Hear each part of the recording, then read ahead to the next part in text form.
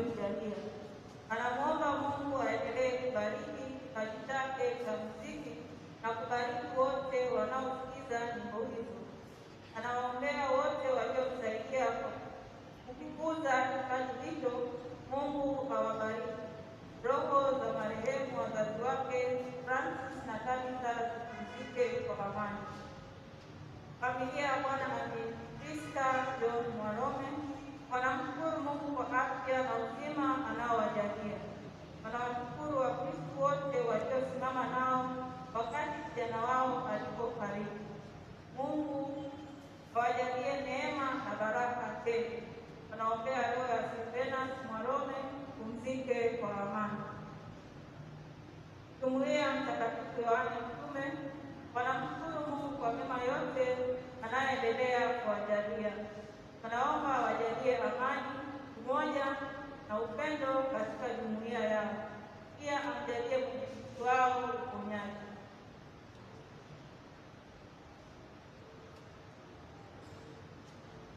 Kwa jina la Baba na la Mwana na la Roho Mtakatifu.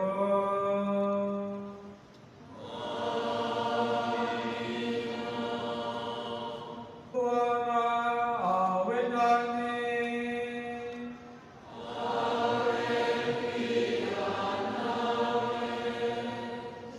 Wapendwa wa Kristo, tumsifu Yesu Kristo. Habari zenu? Mimi nzuri sana. Asante. Today, the gospel, Jesus is asking us to take the responsibility on ourselves and to help our brothers and sisters. So let us pray in this Eucharistic celebration that we may take up our own responsibilities and we may help our brothers and sisters, maybe at home, or maybe in the church, or maybe the society, or maybe in the working place, wherever may be. We may take the responsibilities and we also continue to receive the blessing of our Lord Jesus Christ. Ndugu zangu, tujete dhambi zetu, tupate kutuweka tayari kutoa sadaka takatifu.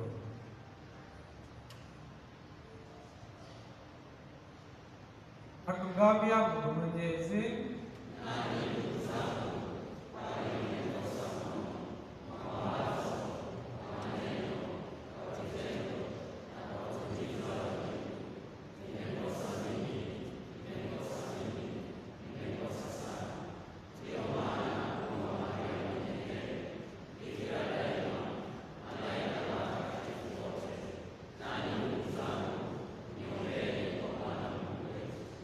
Mungu Mwenyezi atuhurumie, atusamehe dhambi zetu, atufikishe kwenye uzima wa milele.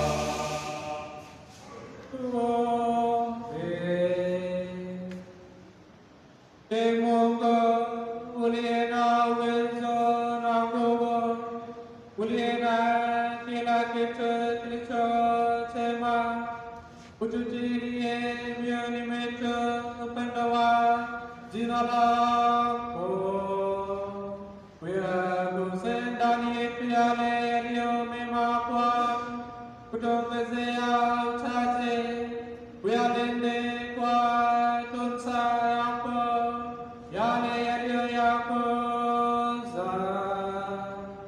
tunaomba hayo kwa njia ya Bwana wetu Yesu Kristo mwanao, aliye na kutawala nawe katika umoja wa Roho Mtakatifu, Mungu daima na milele.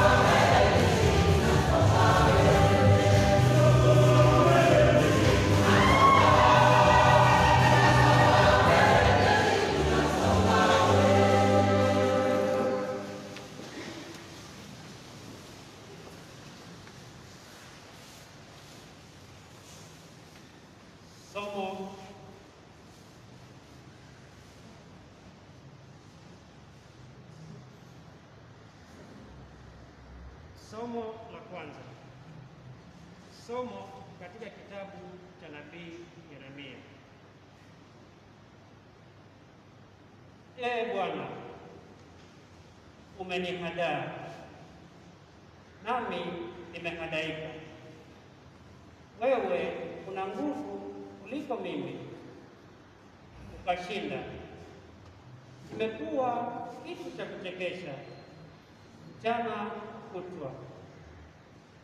Kila mtu unidhihaki, maana kila ninenapo napiga kelele, nalia dhulma na uharibifu. Kwa kuwa neno la Bwana limefanywa shutumu kwangu na dhihaka mchana kutwa.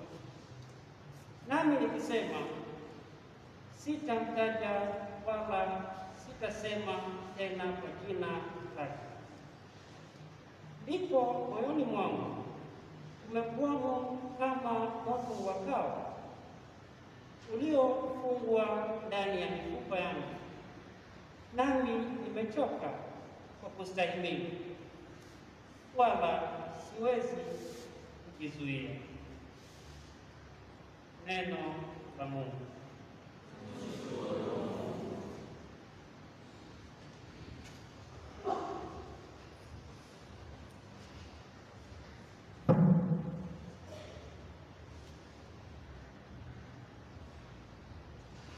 Wimbo wa katikati, Zaburi 63. Itikio: Ee Bwana Mungu wangu, nafsi yangu inakuonea kiu. Ee Bwana Mungu wangu, nafsi yangu inakuonea kiu. Ee Bwana Mungu wangu, nafsi yangu inakuonea kiu. Ee Bwana Mungu wangu, nafsi yangu inakuonea kiu.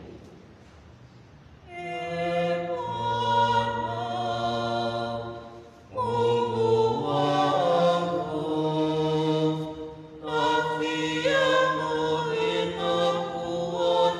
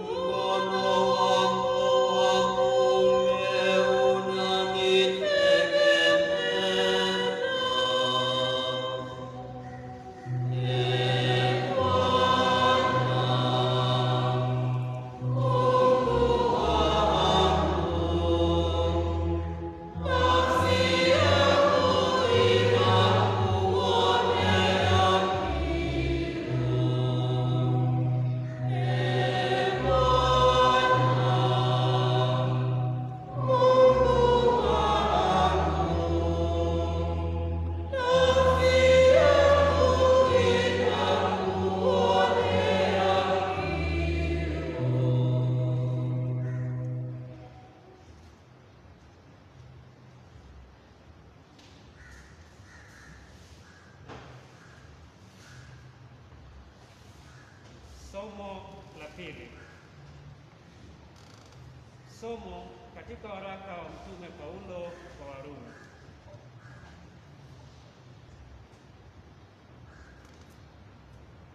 Basi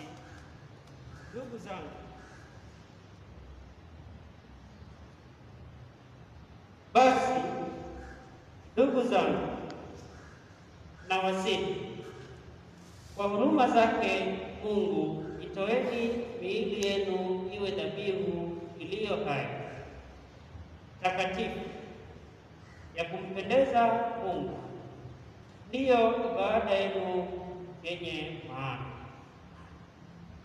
Wala msifuatishe namna ya dunia hii, bali mgeuzwe kwa kufanywa ya nia zenu, mpate kujua hakika mapenzi ya Mungu yaliyo mema, ya kumpendeza na kamilifu.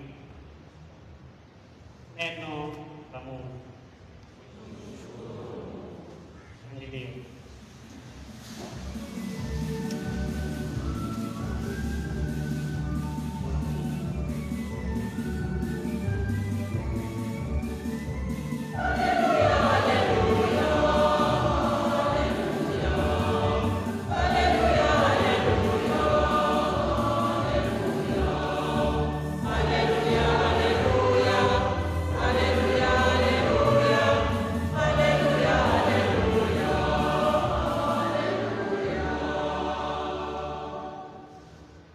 Kesheni ninyi kila wakati, ili mpate kuokoka na kusimama mbele ya Mwana wa Adamu.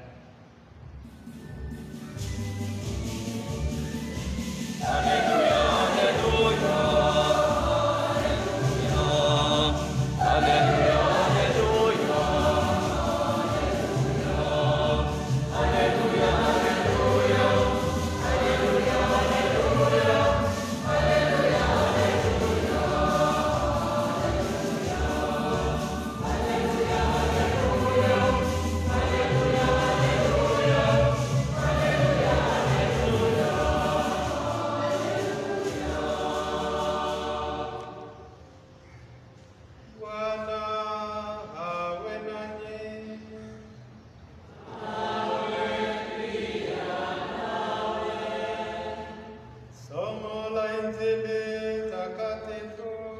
ilivyoandikwa na Mathayo.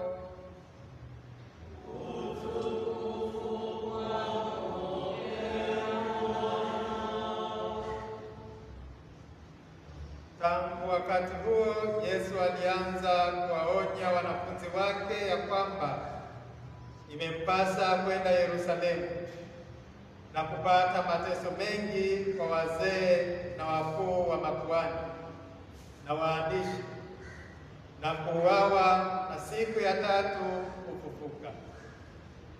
Petro akamchukua akaanza kumkemea akisema, hasha Bwana, hayo hayatakupata. Akageuka akamwambia Petro, nenda nyuma yangu Shetani, huu kikwazo kwangu, maana huyawazi yaliyo ya Mungu bali ya wanadamu. Wakati huo Yesu aliwaambia wanafunzi wake, mtu yeyote akitaka kunifuata na ajikane mwenyewe, ajitwike msalaba wake, anifuate. Kwa kuwa mtu atakaye kuiokoa nafsi yake hataipoteza, na mtu atakayepoteza nafsi yake kwa ajili yangu ataiona. Kwani atafaidiwa nini mtu akiupata ulimwengu wote na kupata hasara ya nafsi yake? Au mtu atatoa nini badala ya nafsi yake? Kwa sababu Mwana wa Adamu atakuja katika utukufu wa Baba yake pamoja na malaika zake, ndipo atakapomlipa kila mtu kwa kadiri ya matendo yake. Neno la Bwana.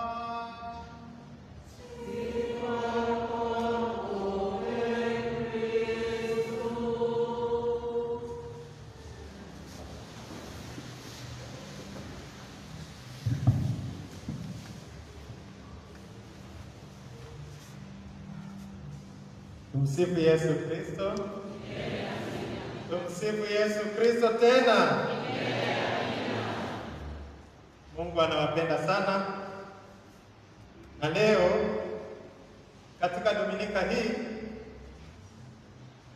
tunasikia katika masomo yote matatu Yesu au msisitizo mkubwa wa kujitoa maisha yetu kwa Mungu. Tunaambiwa leo tujitoe maisha yetu kwa Mungu. Somo la kwanza, Nabii Yeremia anapata shida kubwa na anatoa hali halisi ya mambo ambayo anakumbana nayo.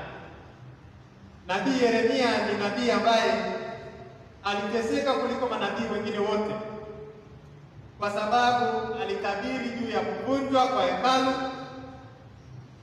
kuvunjwa kwa Yerusalemu.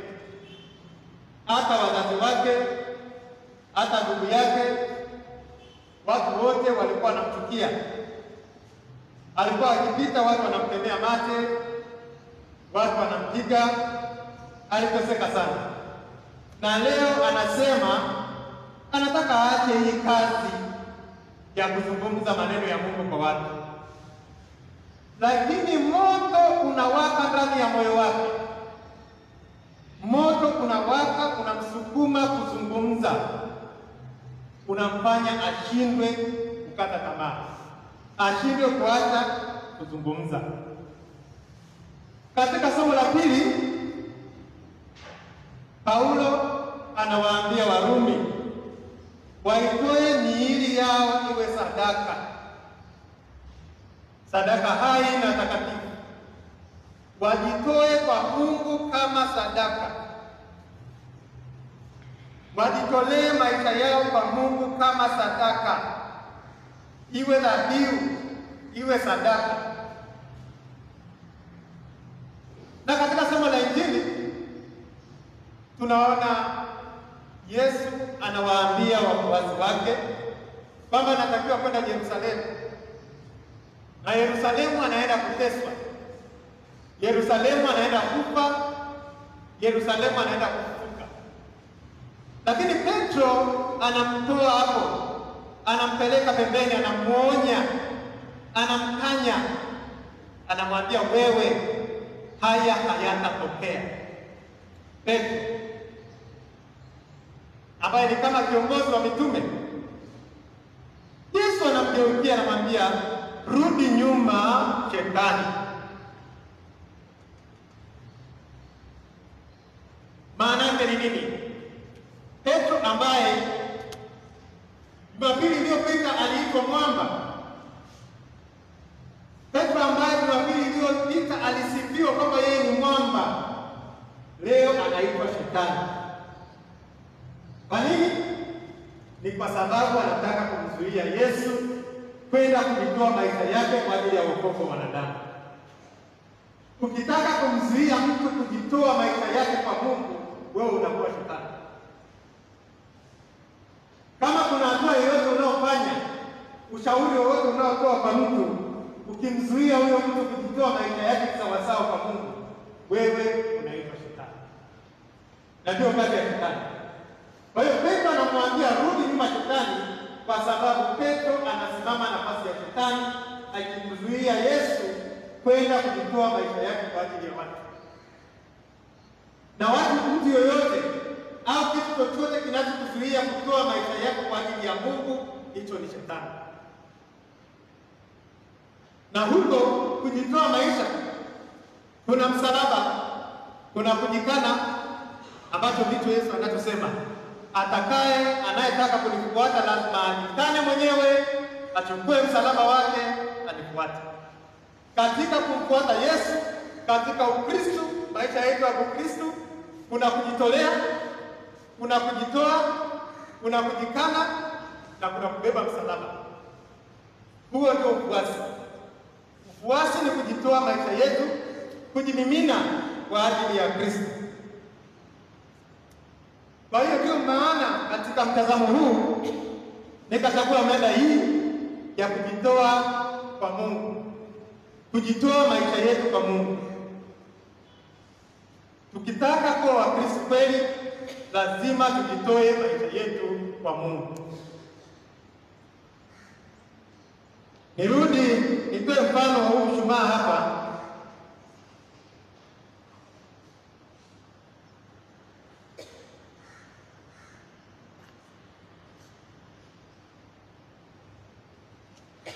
Ili kila mtu aweze kuangalia mshumaa. Mnaona mshumaa? Huu mshumaa wakati wa misa ya kwanza ulikuwa umefika hapa juu, lakini sasa hivi umeshashuka. Huu mshumaa unaungua ili utoe mwanga. Hii nta inayozunguka ambayo ndio mshumaa unaungua ili sisi tupate mwanga. Ukikataa, usipoungua, hatutapata mwanga. Kwa hiyo ni lazima, kama unataka kutupa mwanga, ni lazima uungue ili sisi tupate mwanga. Hayo ndiyo maisha ya kujitoa kwa Mungu. Hayo ndiyo maisha ya Ukristo. Tukitaka kuwa Wakristo kweli, lazima tukubali kujitoa kwa ajili ya wengine. Lazima tukubali kuungua kama mshumaa ili watu wengine wapate mwanga. Ni lazima tukubali kujitoa sadaka kama mshumaa ili watu wengine wapate neema na furaha kwenye maisha yetu. Maisha ya Ukristo ni maisha ya mshumaa. Ni maisha ya kujitoa. Ni maisha ya kujitoa sadaka. Kama baba wa familia, kama mume, lazima ujitoe sadaka kwa mke wako. Kama mke, mama wa familia, lazima ujitoe sadaka kwa mume wako. Kama watoto, lazima tujitoe sadaka kwa wazazi wetu na ndugu zetu. Wazazi lazima tujitoe sadaka kwa watoto wetu. Mmoja kwa mmoja, sisi kama jamii lazima tujitoe sadaka kwa majirani zetu, kwa marafiki zetu. Lazima tujitoe sadaka kwa wale watu ambao tunawapenda. Na huo ndio Ukristo. Ukristo ni maisha ya sadaka. Ukristo ni maisha ya kujitolea. Kwa hiyo maisha yetu daima tuangalie mshumaa, tujiulize, je, tunajitoaje maisha yetu?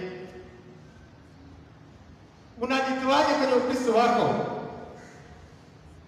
Unafanya mambo gani kazini ambayo yanaonyesha kwamba unajitoa kwa ajili ya wengine? Je, tunafanya mambo kwa ajili ya maslahi yetu au kwa ajili ya manufaa ya wengine?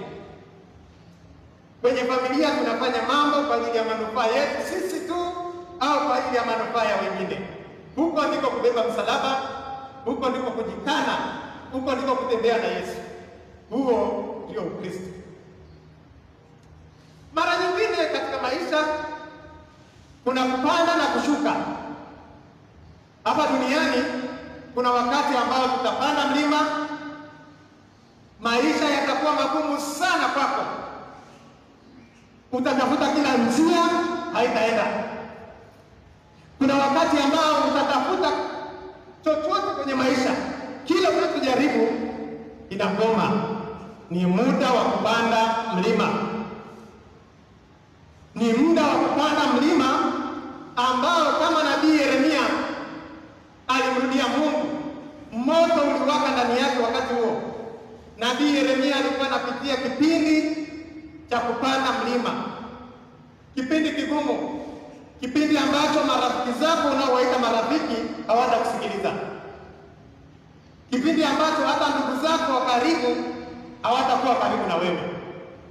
Hicho ni kipindi cha kumrudia Yesu, ni kipindi cha kumkamata Yesu, ni kipindi cha kujitoa kwa Yesu zaidi. Kuna kipindi pia cha kushuka mlima. Kuna kipindi ambacho utakuwa unashuka, mambo yataenda sawa sawa, kitu unachofanya kitabarikiwa. Kazini utapata kazi nzuri, utafanikiwa kwenye maisha yako. Usisahau kujitolea kwa Mungu.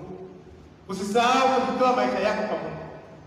Kwa hiyo leo katika masomo yote, kujitoa kwa Mungu kwenye maisha yetu ni kujitoa kama sadaka, kujimimina kwa Mungu, kutoa kila tulicho nacho kwa ajili ya utukufu wa Mungu, kuwasaidia wengine na matendo yetu mema. Je, unampa ndugu yako, jirani yako furaha? Tumsifu Yesu Kristo. Unafanya uchaguzi wa kumpa angalau ndugu yako mmoja, hata mtu mmoja kwenye maisha yako awe na furaha? Huko ndiko kujitoa. Je, kile kilo moja yako ya unga na unaona jirani yako hana hata kitu, je, unatoa kikombe kimoja unasema ninapofurahia na mwenzangu afurahie? Hayo ndio maisha ya upendo, hayo ndio maisha ya Ukristo. Tumsifu Yesu Kristo. Huo ndio upendo ambao tunaambiwa leo. Hayo ndio maisha ya kujitoa kwa Mungu. Na je, sisi kwenye maisha yetu tunasimamaje kama Yeremia? Tunasimamaje kama Yeremia katika kubeba msalaba wetu? Huko moto unawaka ndani yetu, ndio maana tumekuja hapa kanisani. Tumsifu Yesu Kristo.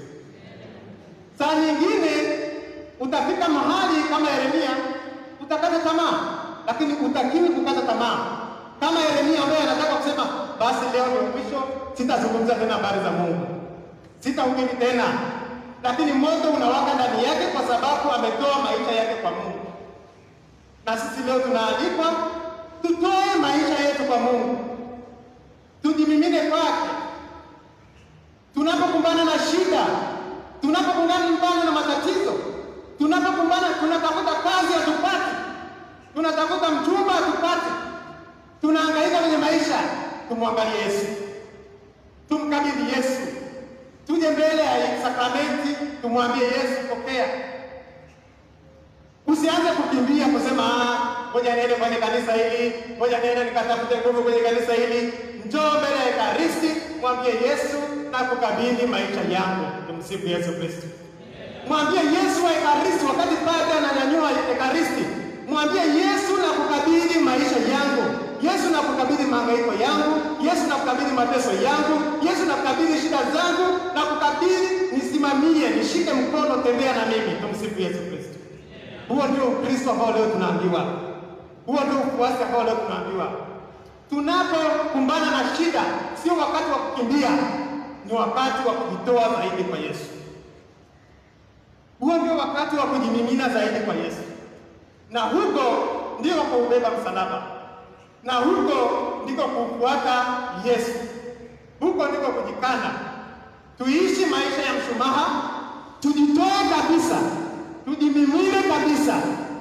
Tuhakikishe kwamba tunaungua ili watu wengine wapate furaha. Tumsifu Yesu Kristo. Je, ulishawahi kuungua ili mwenzako apate furaha? Kule kazini kwako unaungua, unateketea ili mwingine apate amani? Tunateketea kama mshumaa ili watu wengine wapate upendo?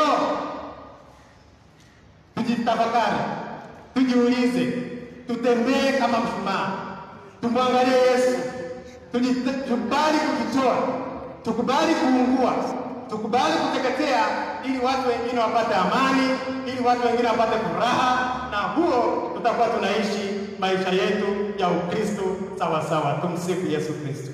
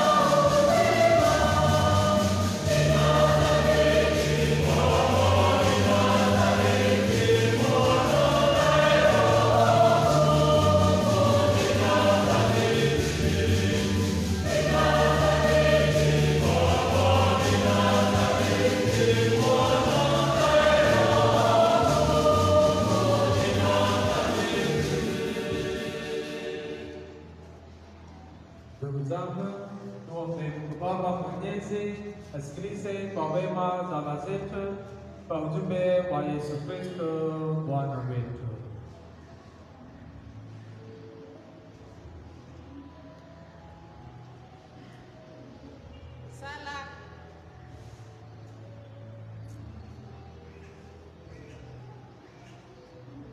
Sala kwa ajili ya kanisa.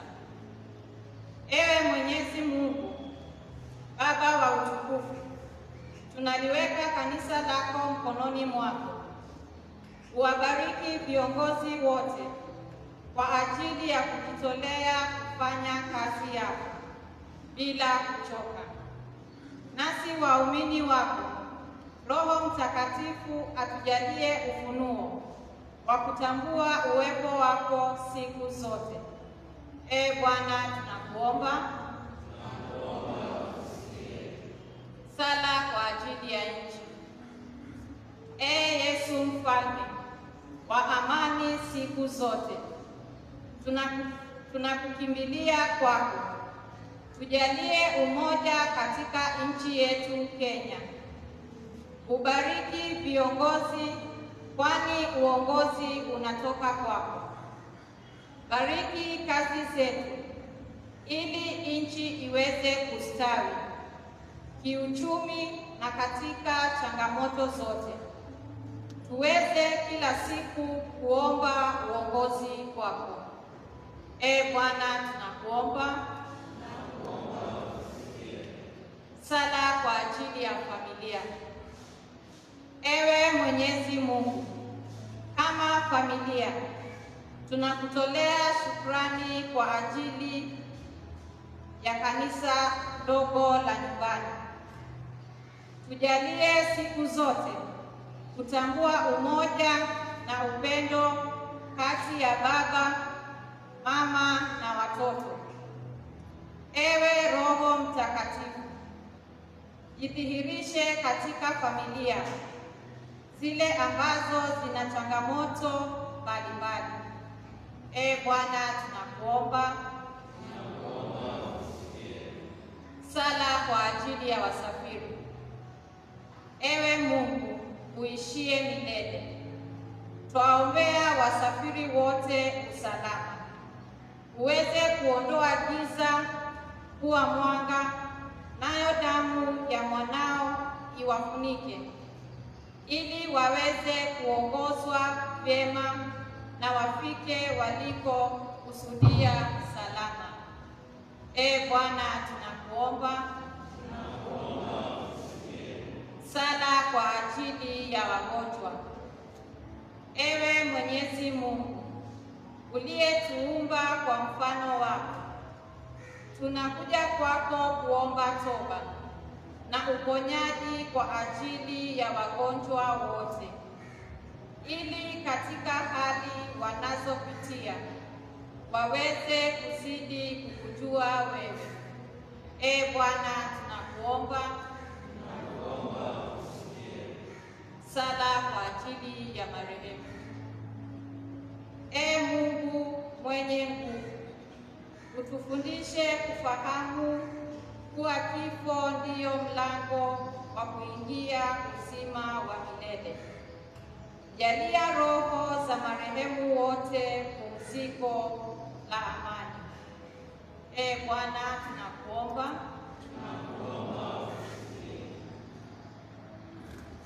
Silently, let us pray for our personal intentions.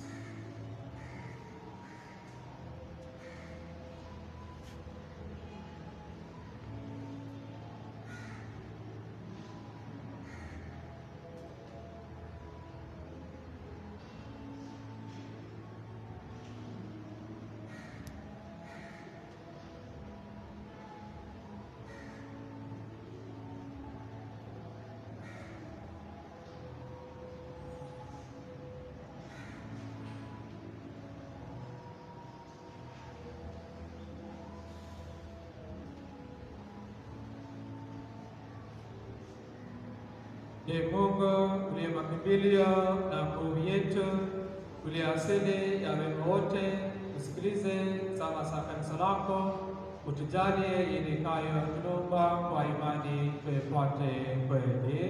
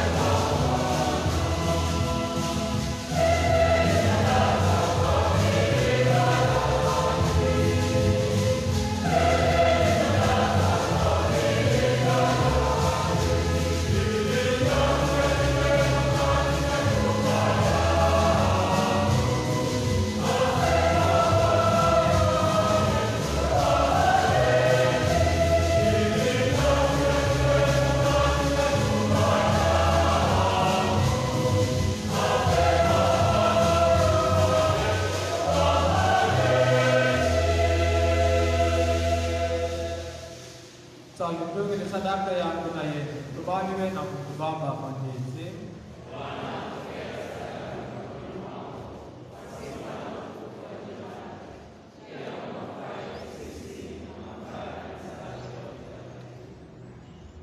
Ee Bwana, sadaka tutoayo tulete daima baraka yako, ili jambo linalotendwa kwa fumbo likamilishwe ndani yetu kwa nguvu ya sadaka hii.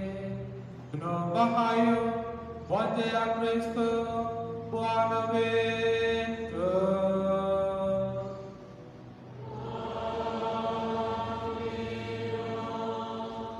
Bwana awe nanyi.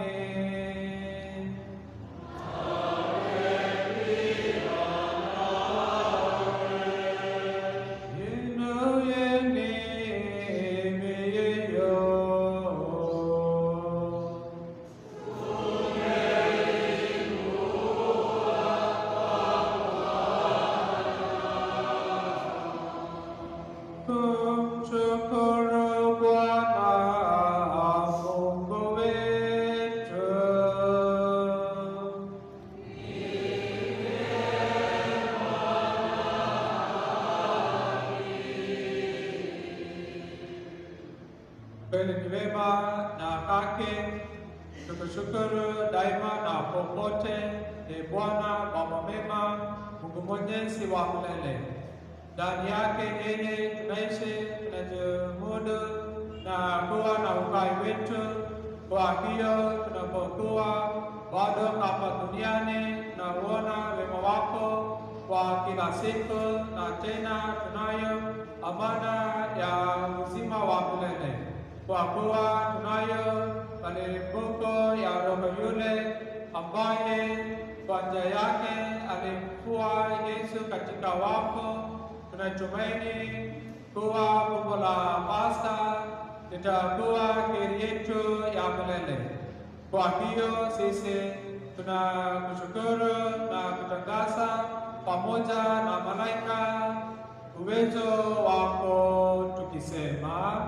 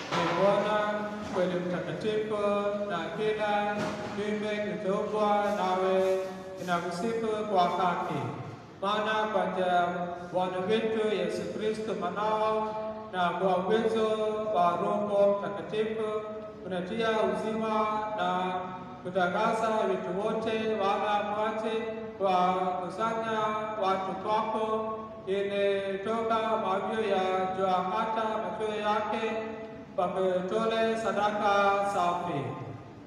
Basi tunakusihi ye Bwana, usibariki dhabihu hizi tunazokutolea, upende kuzitakasa kwa Roho wako, ili zigeuke kuwa mwili na damu ya mwanao Bwana wetu Yesu Kristo, aliyetuamuru tuadhimishe mafumbo haya. Usiku ule alipotolewa, yeye mwenyewe alitoa mkate, akakushukuru, akakutukuza, akaumega, akawapa wafuasi wake akisema, twaeni mle wote, huu ndio mwili wangu utakaotolewa kwa ajili yenu.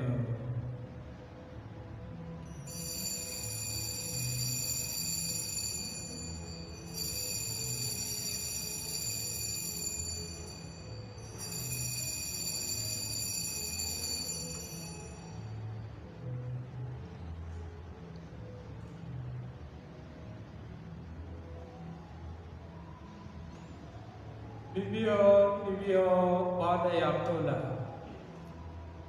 akatoa kikombe, akakushukuru, akakutukuza, akawapa wafuasi wake akisema,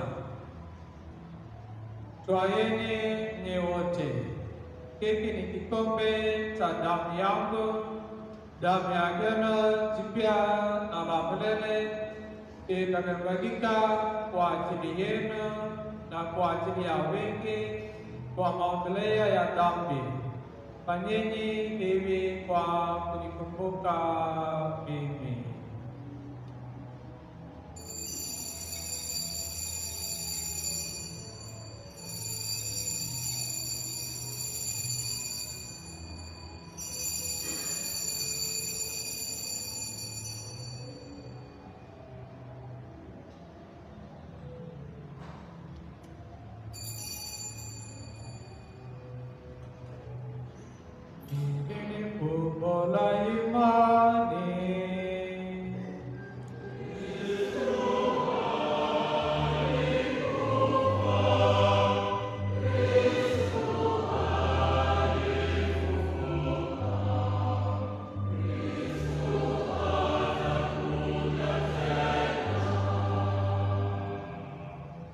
Kwa hiyo, Bwana, tunapokumbuka mateso ya huyo mwanao na kufufuka na kufa kwake mbinguni, tunapongojea na kuja kwake mara ya pili, tunakutolea kwa shukrani sadaka yake yenye uzima na utakatifu. Tunakuomba uangalie na kuikubali sadaka ya kanisa lako uliyotaka kutilizwa nayo. Utujalie sisi tunalishwa mwili na damu ya mwanao, tujazwe na Roho wake Mtakatifu, ili tuwe mwili moja na roho moja katika Kristo. Yeye atufanye sisi tuwe kwako sadaka ya milele, ili tuweze kupata urithi pamoja na uteule wako, Bikira Maria mwenye heri, mama wa Mungu, na mtume wa mashahidi wako wenye heri, na watakatifu wote ambao daima wanatuombea kwako. Na kwamba Bwana, sadaka yake ya kutupatanisha nawe ilete amani na wokovu duniani kote. Kuliimarishe kanisa lako imani na mapendo hapa duniani, yaani mtumishi wako Baba Mtakatifu wetu Francis na askofu wetu Martin, maaskofu na watumishi wako wote, pamoja na taifa lako lote. Usikilize kwa wema sala za jamaa hii iliyo hapa mbele yako. Baba mema, kwa huruma yako wakusanye kwako wanao wote waliotawanyika popote duniani. Wapoke katika ufalme wako ndugu zetu marehemu na wote walioaga dunia katika hali ya neema. Nasi tunatumaini kujawa na utukufu milele katika ufalme wako. Utujalie hayo kwa njia ya Kristo Bwana wetu, aliye asili ya mema yote.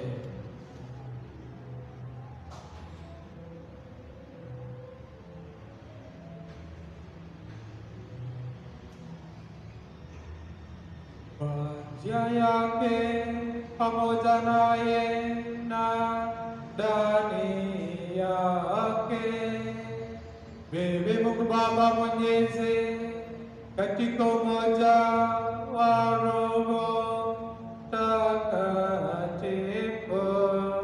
unapata heshima na utukufu wote daima na milele.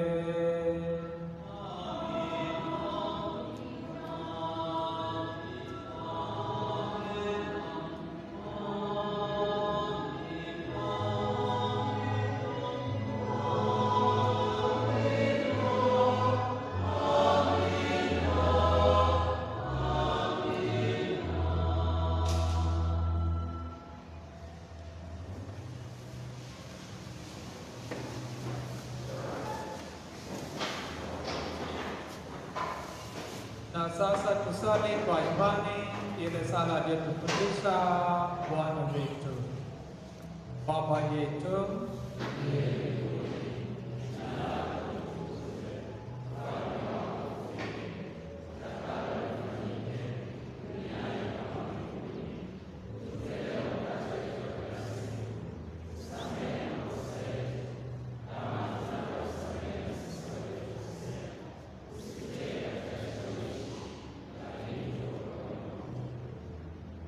Bwana, tunakuomba utuokoe katika maovu yote, utujalie kwa wema amani maishani mwetu, utuguse daima na dhambi kwa huruma yako, tusibadilishwe na jambo lolote, tungoje kwa matumaini kurudi kwake mkombozi wetu Yesu Kristo.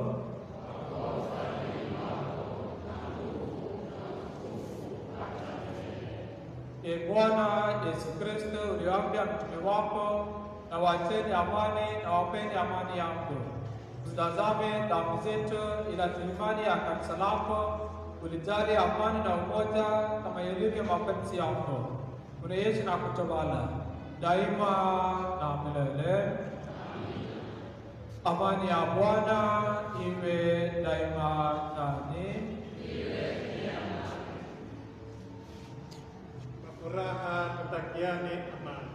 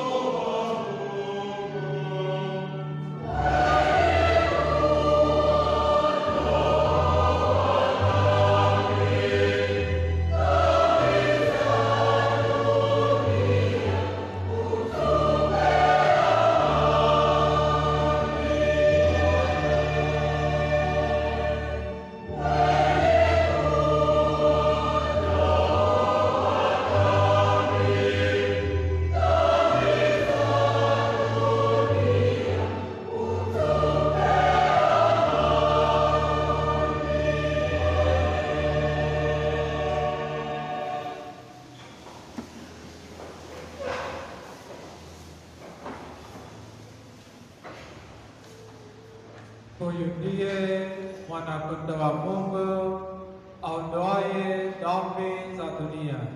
Heri amealikwa kwenye karamu ya Bwana.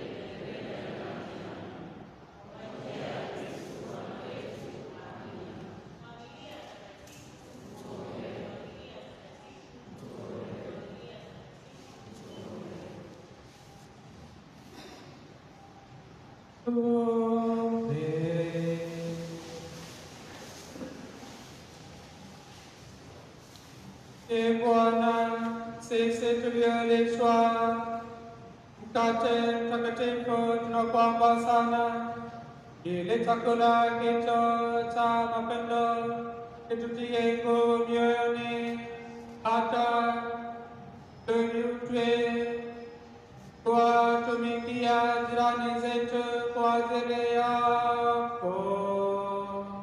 Tunaomba hayo kwa njia ya Kristo Bwana wetu.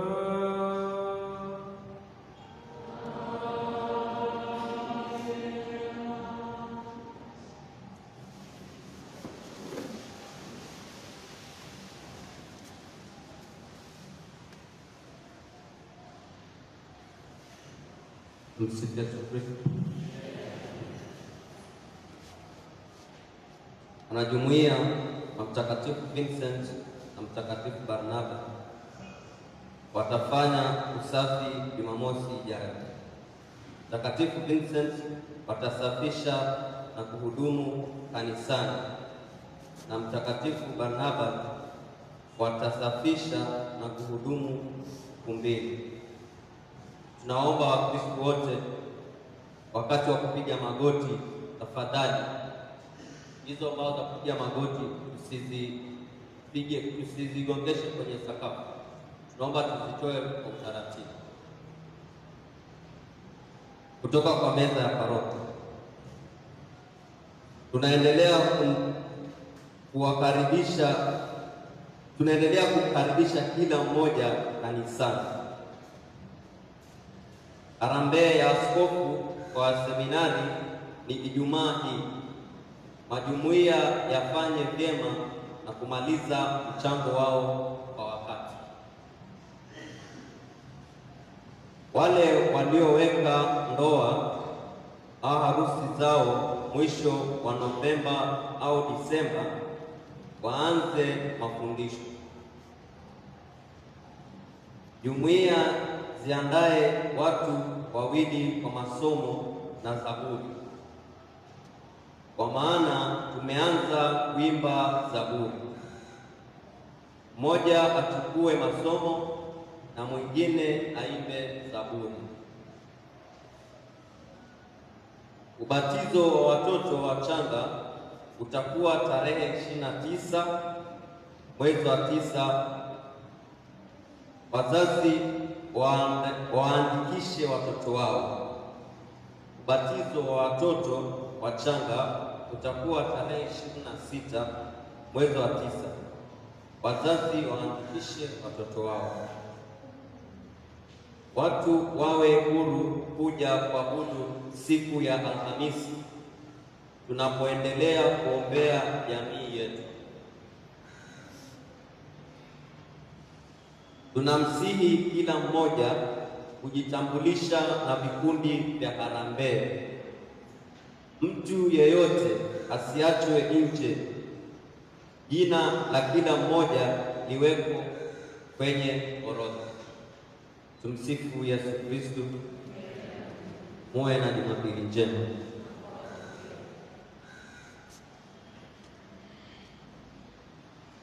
Tumsifu Yesu Kristo. Habari zenu? And habari zenu, those who came last, the last seat? You are okay? Watu wa juu? Sawa, asanteni. God bless you. Today, how was the preaching? Preaching, how was it? Good? Yes, we congratulate our teacher.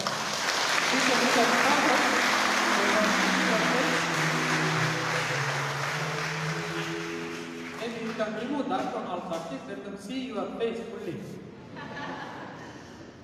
Because last week I heard that even you are supposed to like this. After the mass, someone came to me and told, Father, somebody introduced themselves, even we did not see the signs. Because fully it was closed. So at least we can see his face fully now. And he has come from another place. Okay, last week, wangapi umekuja hapa kanisani? Just let me see. Okay, almost our majority. Okay, those who were there on the other side, you may not know him, so he will also introduce himself, and he was kept in quarantine for 20 days because we are afraid that we will get his corona. So he was quarantined for 20 days. Afterwards, we are sure that he did not have any corona. Otherwise, we could celebrate another something differently. So now, confirm that we don't have corona. And there is no corona for me also, okay? Yeah, now, he can introduce himself. Very deep. Come, friend. Let them see you fully. Tumsifu Yesu Kristo. Tumsifu Yesu Kristo. Kwa jina naitwa Bruno. Ukipenda kuita Bruno, sawa. Bruno tegemeo Michael. Hilo tegemeo ni jina la nyumbani. Majina nyingine kama jina ya kama 10. Majina nyingine. Mengine nimeafupisha jina la babu nimeondoa. Nimeacha tu Bruno tegemeo Michael. Ni shemasi wa shirika hili na nilipewa daraja la ushemasi tarehe 16 mwezi wa 7 na nikapangiwa hapa kwa miezi hiyo ya kujiandaa kuwa padri. Kwa naomba mniombee, itakuwa na nyie kuanzia miezi 6 na kuendelea. Inatakiwa miezi 6 lakini ikiongezeka usije ukaniambia mbona 6 imeisha bado wewe ni shemasi. Tumsifu Yesu Kristo. Kwa hiyo nitakuwa nawe hapa. Mwendelee kuniombea na mimi nitawaombea. Tumsifu Yesu Kristo. Na pia kwa sababu ni mara labda mnapata mashemasi hapa, sio kila siku mnapata mashemasi. Kwa hiyo msije mkaona mbona huyu mtu anabariki. Mbona nimeona anabariki? Mbona anabariki watu? Mbona nimeona anabariki rozari? Hiyo ni kazi ya shemasi. Tumsifu Yesu Kristo. Kwa hiyo naomba mwendelee kuniombea, cha muhimu na mimi nitawaombea, tutashirikiana na naamini mtashirikiana na mimi. Ni wachangamfu sana. Sehemu ninayotoka mimi napenda sana kucheza. Lakini kule wanaenda nyimbo zao. Sasa nimeona hapa nyie mnaimba kwa kuchangamka, kanisa limechangamka. Kwa naamini huku nitacheza sana. Nitacheza kweli kweli. Tumsifu Yesu Kristo.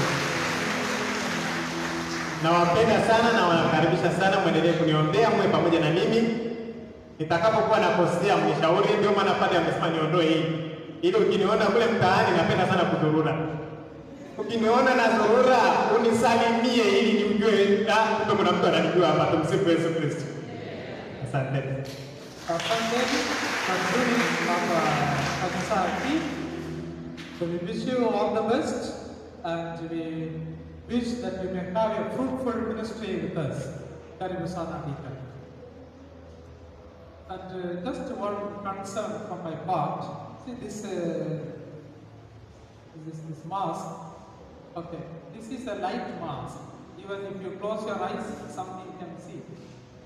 The other masks, which are there, the thick one made out of cloth. When you come inside, you close. Okay, but it is also not good to use because when you keep like this, you will breathe in the same air you not breathe down.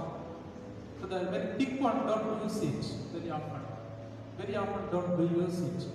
You will not be affected by corona, but you will be affected by your own mask. And another important thing, see this mask, I have told you earlier also, I am using almost for 3 months. And this is actually use and throw mask, isn't it? Yes. Anybody is using and throwing? Just one use and throw? No, you never use it, use and throw. So, just put that when you are taking using this mask, put inside the sanitizer, sanitize very nicely, and you use it. Otherwise, you will be affected by your own mask. So take care of your health. As I told you, you will not be affected by corona, but you will be affected by your own mask. So take care of your health very well. And God bless you all. Amen.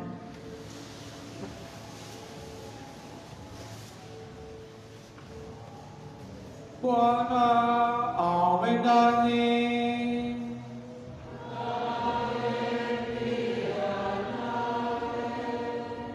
Awabariki Mungu Mwenyezi, Baba na Mwana na Roho Mtakatifu.